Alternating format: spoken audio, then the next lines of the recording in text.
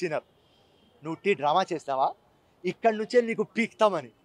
So Ayodhya నుంచి start అయింది, ఢిల్లీలో ఫినిష్ అవుతుంది. ఇది వాళ్ళ ఫ్యూచర్. తెలంగాణ విషయానికి వస్తే 4 సీట్లున్న బీజేపీ 8 సీట్లకు పెరిగిపోయింది. అలాగే బీఆర్ఎస్ మాత్రం 0కి పడిపోయింది. అధికార పార్టీ 12 నుండి 14 వస్తాయంటే 8కి పడిపోయింది. ఏం జరిగింది అసలు? బీజేపీ పెరగడానికి కారణం ఏంటి? బీఆర్ఎస్ పతనానికి కారణం ఏంటి? కాంగ్రెస్ అనుకున్న సీట్లు ఎందుకు రాలేదు? సింపుల్. నంబర్ 1, బీజేపీ 4 నుంచి 8 వచ్చింది. 4 నుంచి 8 వచ్చింది. అది రీజన్ బీఆర్ఎస్ ఓట్లు ఇక్కడ షిఫ్ట్ అయినాయి. పాయింట్ నంబర్ 1, బీఆర్ఎస్కి 0 ఎందుకు వచ్చింది అంటే మొత్తం బీఆర్ఎస్కి మారల్ డౌన్ అయిపోయింది. 3rd టైం హ్యాట్రిక్ కొడతామని. అండ్ బీఆర్ఎస్ పార్టీ మొత్తం ఇండియాకి మేము రూల్ చేస్తామని వేరే స్టేట్లో కంటెస్ట్ చేసే శక్తి లేదు, ప్రజల దగ్గర నమ్మకం పోయింది అని టోటల్ మారల్ డౌన్. దానికోసం వాళ్ళు 0. కాంగ్రెస్ పార్టీ ఇక్కడ నుంచి ఇంకా 2 సీట్లు మినిమం సికింద్రాబాద్ కానీ మహబూబ్నగర్ కానీ ఈజీ గెలిచేది. అది ఏదో ఎంఐఎం పార్టీకి పక్క పెట్టుకున్నారు. పొలిటికల్ పోలరైజేషన్ అయింది.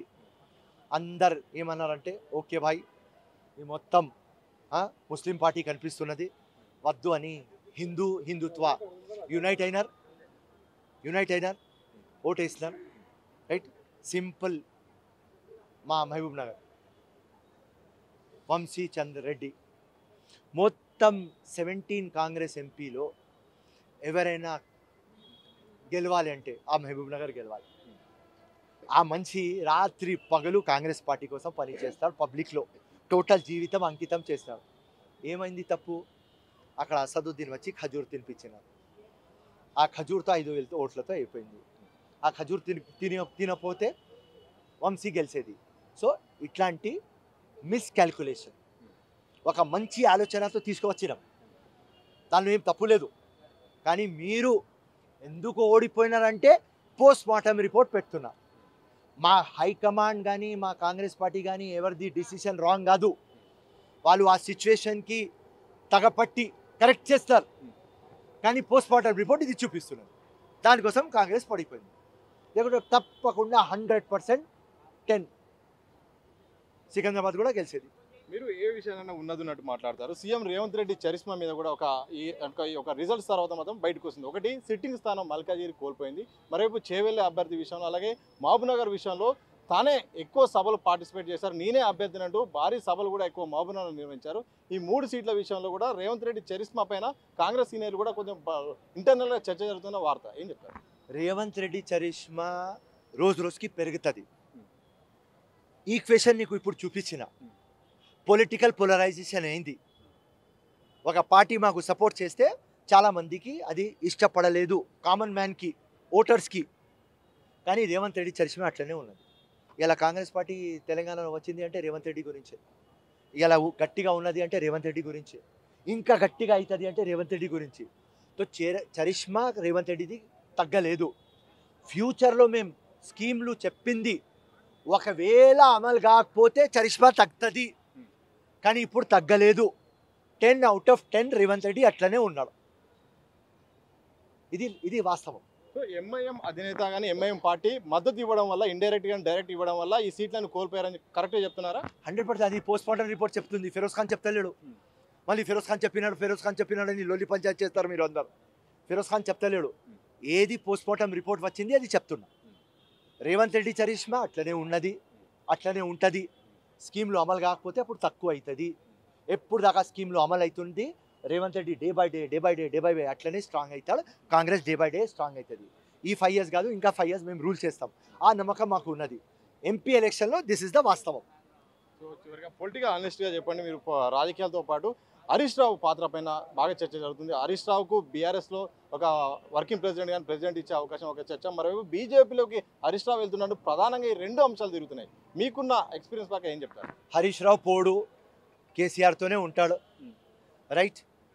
నెక్స్ట్ ఫ్యూచర్ బీఆర్ఎస్కి ఉన్నది అంటే కేటీఆర్ అండ్ హరీషే.